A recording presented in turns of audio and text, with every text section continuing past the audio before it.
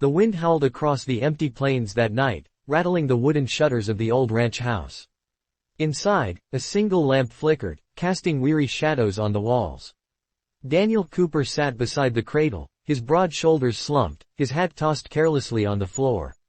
His baby, little Emma, cried without stopping. It had been 3 nights since his wife, Clara, passed away giving birth, and Daniel hadn't slept more than a few minutes at a time. He rocked the cradle with one hand, whispering hoarsely, "Hush now, baby girl, Daddy's right here." But nothing worked. Her tiny fists waved in the air, her face red from exhaustion. He had tried milk, warm blankets, even singing, something he hadn't done since he was a boy. Still, she cried on, her voice cutting through the lonely night. Next door, Mary Harlan heard it again. She'd tried to ignore the sound for hours, but something in that cry tore through her chest. Mary had moved to the neighboring ranch 2 months ago after her husband was lost in a mining accident. She knew the sound of grief, it lived in her bones. She pulled on her shawl and stepped outside, the cold biting her skin. The moon hung low, and the night smelled of dust and pine. Mary crossed the fence, her boots sinking into the soft dirt. Daniel looked up when the door creaked open. His eyes were bloodshot, his face rough with sleeplessness. I'm sorry, Miss Mary," he said, his voice cracked. "She just won't stop. I don't know what else to do." Mary's heart clenched at the sight. She walked closer, her tone soft. "You mind if I try?" He hesitated, his jaw tightening. Pride was all he had left. But the baby's cries grew sharper, and he nodded silently. Mary lifted Emma carefully, pressing her against her shoulder. She hummed low, slow, a tune that had soothed her own child long ago, a child she'd buried 2 winters back. Her voice trembled at first, but the melody steadied as Emma's cries softened, then faded into tiny hiccups. Daniel stared in disbelief. Mary rocked gently by the fire, humming that lullaby. "You see, babies don't just cry for milk," she whispered, her eyes glistening. "Sometimes they cry because they feel alone." Daniel swallowed hard, guilt rising like a tide. "I don't know how to do this," he admitted. "Clara used to say I'd be lost without her, she was right." Mary looked at him, really looked. A man who worked himself raw, who faced storms without flinching, yet trembled before the weight of a child's tears. "You ain't lost," she said softly. "You're just hurting. And she's feeling it too." For the first time that week, Daniel exhaled, his breath shaky. He sat down across from her, elbows on his knees. The fire crackled between them, painting their faces in amber light. Emma slept soundly in Mary's arms, her tiny fingers clutching a strand of her hair. Hours passed without a word. The storm outside eased, and silence filled the room, not the heavy kind, but the kind that heals. When Mary finally stood, Daniel followed her to the door. "Thank you," he said, his voice barely above a whisper. "I don't know how to repay you." "You don't need to," she replied. "Just be there for her. That's payment enough." But as she turned to leave, he reached out, stopping her gently. Maybe you could come by tomorrow. Just for supper. I'd like to thank you proper." Mary hesitated. The walls she'd built around her heart were tall, and she'd kept them that way to survive. But looking into his eyes, tired yet kind, she felt something stir, a quiet warmth she hadn't known in years. She nodded once. "All right. Tomorrow then." The next evening, Daniel set the table with his rough hands, wiping it twice though it was already clean. He even found one of Clara's old candles and lit it. Mary came, carrying a basket of bread, her hair tied back, her dress simple but clean. Emma cooed in her cradle, calm and curious. They ate in silence for a while, but soon laughter replaced the awkwardness. Daniel spoke about Clara, how she used to sing while cooking. Mary told him about her late husband, how he'd whistle every morning before leaving for work. They didn't talk about loneliness, but it hung there, understood without words. As days turned to weeks, Mary came often, sometimes to help with Emma, sometimes just to talk. Daniel began smiling again, not the polite kind, but the kind that reached his eyes. The ranch, once heavy with silence, began to sound alive again, Emma's giggles, Mary's laughter, the hum of hope returning. One evening, as the sun sank behind the hills, Daniel stood by the fence watching Mary hang clothes to dry. Emma babbled in her arms, tugging at her sleeve. Daniel walked closer. "You've done more for us than you know," he said quietly. I didn't think this place could feel like home again. Mary smiled faintly, her gaze distant. Home isn't the place, Daniel. It's the people still standing when everything else falls apart. The words lingered between them, tender and true. He took a step closer, his eyes soft. Then I reckon I'd like to keep standing beside you, if you'll let me. Mary froze, her breath catching. The wind brushed her hair across her face, and in Emma's sleepy coo, she heard something that felt like destiny. She didn't answer right away. Instead, she looked toward the horizon, where light met the land, and whispered, maybe it's time I stopped running from the sound of love. That night, as stars blinked over the quiet ranch, Emma slept peacefully in the cradle. Daniel sat by the fire again, but he wasn't alone this time. Mary rocked gently beside him, her hand resting on his. The baby's soft breathing filled the room, a lullaby of new beginnings. The storm had passed, and though grief still lingered in the corners of their hearts, it no longer ruled them. Because sometimes, it takes just one small act of kindness, a woman crossing a fence in the dark, to remind two broken souls that even in the loneliest places, love can find its way home. The following morning came slow and pale, the kind of dawn that crept across the fields with a faint chill still clinging to the earth. Daniel rose before the sun as he always did, but this time something felt different. The ache in his chest wasn't as sharp. For the first time since Clara's passing, he didn't wake to silence and dread, he woke to the faint sound of Emma stirring in her cradle, a soft sigh instead of a cry. He rubbed his tired eyes and smiled weakly. When he lifted her, her tiny face relaxed, and her hand found the edge of his shirt. He whispered, "Good mornin', little one," and his voice cracked, but not from exhaustion.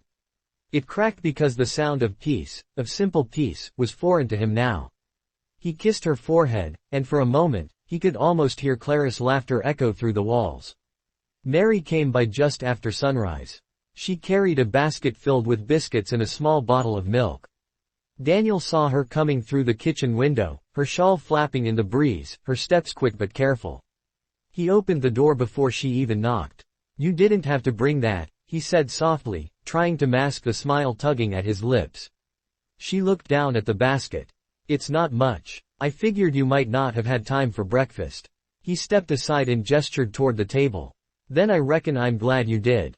She placed the basket down, and the familiar scent of warm bread filled the small kitchen. Mary took Emma in her arms as if it were second nature now. The baby's little face brightened the moment she saw her. Daniel watched the way Mary held Emma, the ease, the tenderness, the quiet rhythm of her touch. "You've got a way with her," he murmured. Mary smiled faintly, rocking the child. "I had a little girl once," she said quietly. "She was about Emma's age when she passed." Daniel's chest tightened. He'd heard whispers from the townsfolk, but he'd never asked her directly. "I didn't know," he said gently. "I'm sorry." Mary brushed a strand of hair behind her ear. "It's all right. I think holding Emma brings back the good memories. The ones I thought I'd lost." Daniel leaned against the counter, studying her face in the morning light. The years had left their mark on both of them, sorrow carved deep lines, but there was a strength underneath it, a quiet endurance. "Thank you," he said suddenly. "For coming last night. For everything." Mary looked up, her eyes soft. "You don't need to thank me, Daniel. Sometimes, helping someone else is the only way to heal yourself."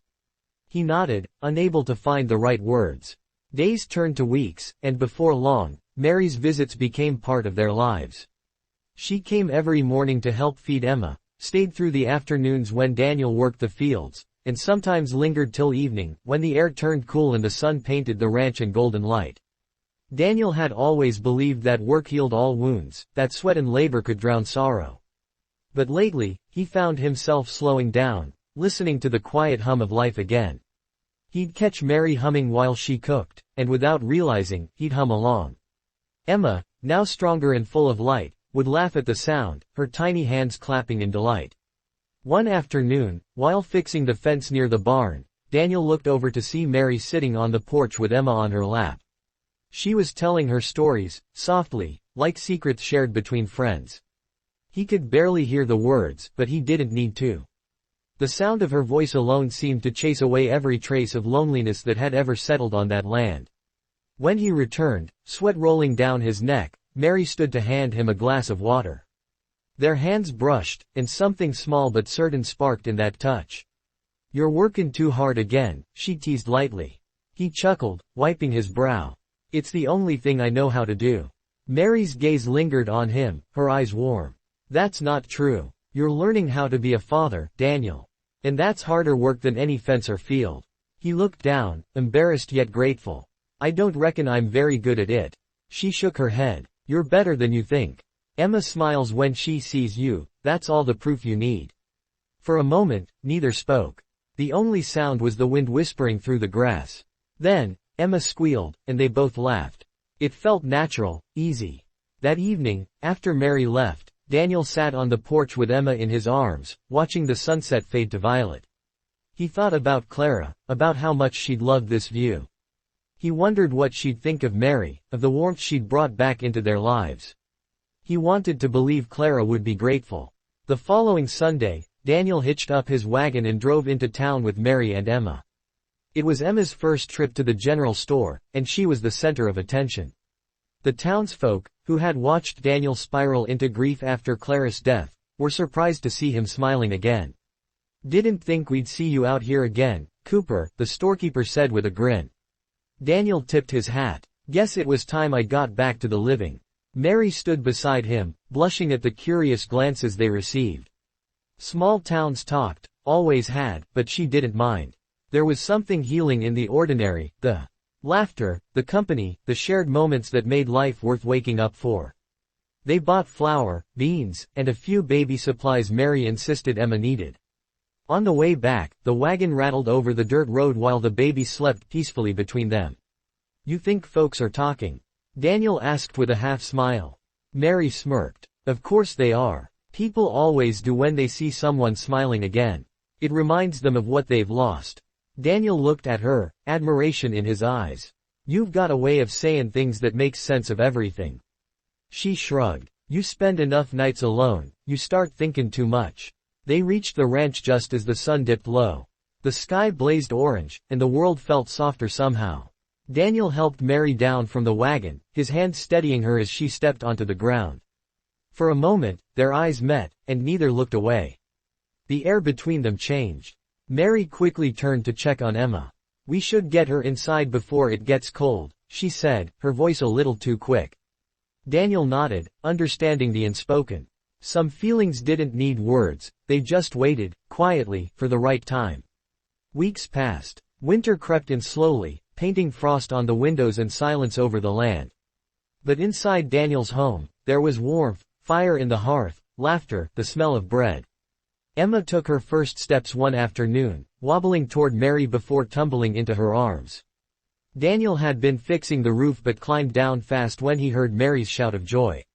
"She walked, Daniel." Mary cried, her eyes shining. "She walked to me." He grinned from ear to ear, lifting his daughter high. "That's my girl." Emma giggled, clapping her hands, and the sound filled the room like sunlight. Daniel looked at Mary, her cheeks flushed, her smile wide, and in that moment, something inside him finally healed. That night, after Emma fell asleep, Daniel found Mary outside, standing by the fence beneath a sky full of stars. Her shawl fluttered in the wind. "You ever wonder if they're watching us?" she asked softly, looking upward. "Who?" "Our loved ones. The ones we lost." He walked closer, the crunch of frost beneath his boots. "Every day," he said quietly. "I talk to Clara sometimes. When it's quiet, feels like she's still here." Mary nodded. "I talk to my little girl too. I tell her I'm sorry, for not being strong enough back then." Daniel shook his head gently. "You were strong, Mary. You still are. Stronger than anyone I know." She looked at him then, and her eyes glistened in the starlight. "You don't have to say that. I mean it," he said, his voice firm but kind. "You saved me and Emma both. I was sinking, and you pulled me out." The silence that followed wasn't heavy, it was full of meaning, full of all the things neither dared to say aloud. He reached out slowly, his hand brushing against hers. She didn't pull away this time.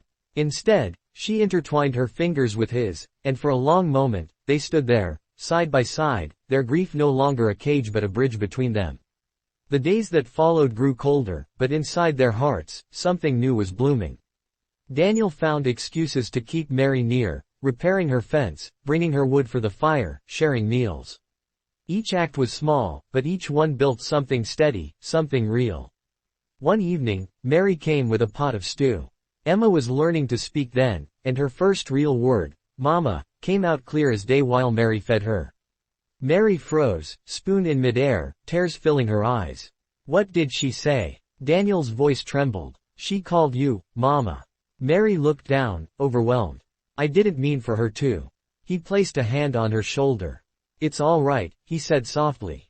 "Maybe it's what she needs, maybe it's what we both need." The next morning, Daniel saddled his horse and rode to town. When he returned, he carried a small velvet box. That night, as the firelight danced, he stood before Mary, his hands trembling slightly. "I ain't good with fancy words," he said, his voice rough. "And I know we've both lost more than most could bear. But I reckon we've found something worth holding on to. Mary Harlan, would you stay? For good, this time?" Mary's breath caught. She looked at Emma, then at him, then at the ring in his hand. Tears slid down her cheeks as she nodded. "Yes," she whispered. "I'll stay." Daniel smiled, a real, unguarded smile that reached all the way to his eyes. He slipped the ring on her finger, and for the first time in a long while, the house that once echoed with grief was filled with laughter, warmth, and the promise of tomorrow. From that day on, the ranch was no longer a place of sorrow, it became a home again. The fields thrived, the seasons passed, and every morning, Daniel woke to the sound of Mary's voice and Emma's laughter. Sometimes, when the wind blew gently through the fields, Daniel would think of Clara and Mary's little girl, imagining them smiling somewhere beyond the sky. He'd whisper a quiet thank you, knowing that somehow, love had found a way to return, not in the same form, but stronger, deeper, and more beautiful than before. And on nights when Emma cried softly in her sleep, Mary would cross the room, humming that same lullaby she'd once sung through tears. Daniel would watch her from the bed, his heart full. Because he knew now, love wasn't about never losing, it was about learning to live again after loss. And that was exactly what they'd done.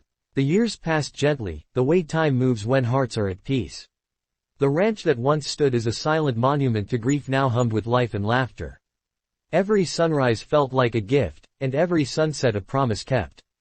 Daniel often found himself standing on the porch with Emma, now a lively little girl with her mother's smile and Mary's warmth.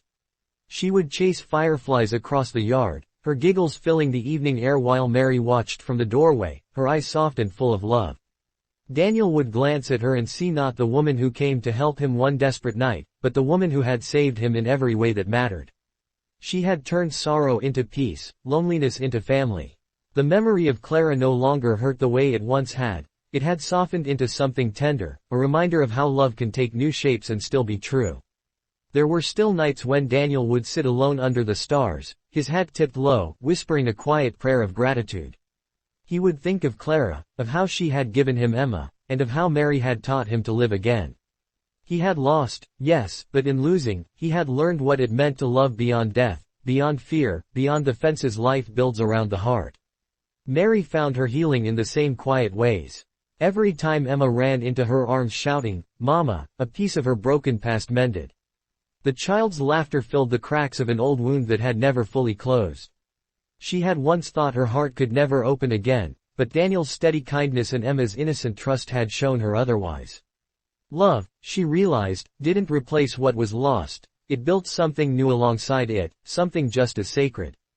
On their wedding anniversary each year, Daniel would ride out to the old oak tree behind the ranch where Clara had once liked to sit. He'd leave a single white flower there, not as a goodbye, but as a thank you, for the love that had brought him to this new chapter. Mary never asked him to stop. She understood that grief and gratitude could live in the same breath, that the heart could hold both the past and the present without breaking.